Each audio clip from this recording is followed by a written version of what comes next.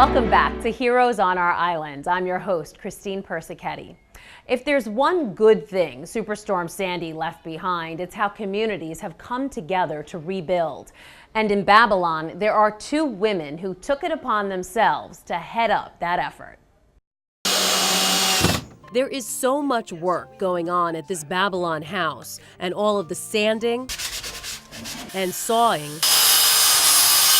is thanks to these two women, Kim Skillen and Teresa DiPietro Rossler. It's what I would want somebody to do for me should I be in that position. That's why we do what we do. And what they do through their group, Neighbors Helping Neighbors, is provide whatever is needed to their neighbors who are victims of Superstorm Sandy. We provide a lot of resources. We feel that we need to be the grassroots organizations to bring the resources to Babylon. Like I said, this hasn't happened here before, so nobody knows exactly who to turn to, where to go to get direct aid, to get volunteers that can sheetrock and insulate for them. And so we networked ourselves and did what we could to bring those resources to the people who need it here in Babylon. People like Gina Bonner, who watched as Sandy swallowed the bottom floor of her house. We had secured up the doors and sandbags just like anybody else would, but it just started coming up through the floorboards. And it came up so fast. And then when it got to like 4 inches, we just saw it coming in the space of like 5 minutes. We shut the breakers and immediately went upstairs. We came downstairs the next morning and walked out. We were all like zombies walking out in the middle of the street. I had 2 cars that were flooded. So we had no means of transportation. And we just kind of looking around like, what do we do now? Teresa only lives a few blocks away, but her home was spared. She walked the streets of Babylon the morning after, too. The storm face, it's kind of like that glazed over look that people are pretty much in shock. And they didn't know where to go, what to do. Teresa wanted to help, so did Kim. The duo lost touch after high school, but connected again through Facebook, and that's how they teamed up to help their neighbors. This is really a story of social media. We watched the storm through the posts from our neighbors that did not evacuate. When we decided to open up the church and to collect supplies, it was all about Facebook posts and people reposting. And the supplies came pouring into the church, and so did the victims looking for help. We literally could not leave the neighborhood for the first couple of days. My entire family was affected. My mother in Nassau County had 5 feet of water. My brother had 8 feet of water. So we had nowhere to go to. I saw a sign for neighbors. It said, if you need anything, come to the First Presbyterian Church. The next day, Gina says an army of volunteers came over to help her and her boyfriend Bob get rid of all of their damaged belongings. The 2 of us couldn't have lifted up this furniture and just gotten it all out of here, so I could never have done it without them. Once everything was gone, Bob, who happens to be a pretty handy guy, got to work.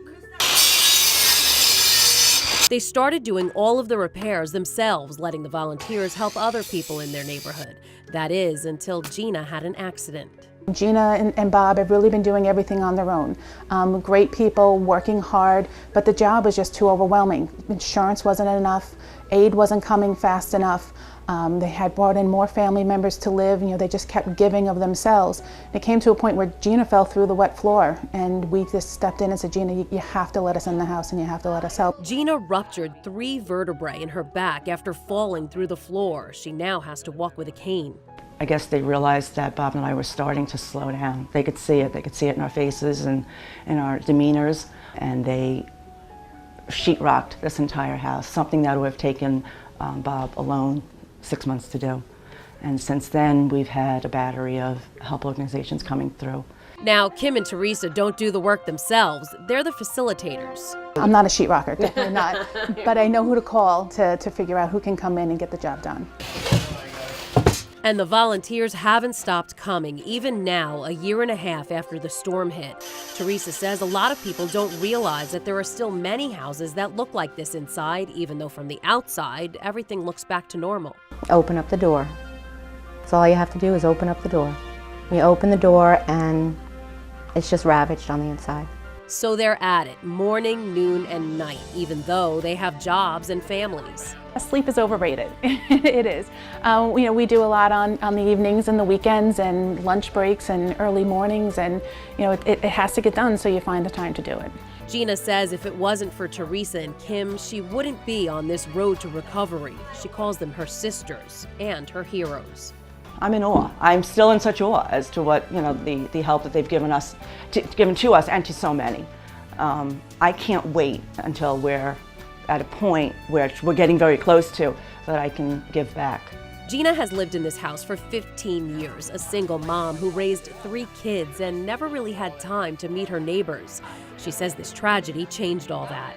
All of a sudden, there was this burst of neighborhood spirit that I can honestly say it's been the worst tragedy of my life, but then again, one of the most rewarding.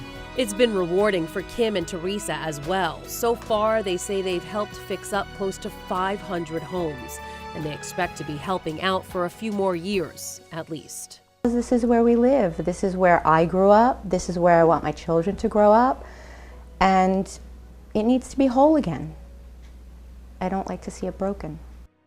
Of course, all of these organizations could still use volunteers, and now skilled volunteers are even more in demand.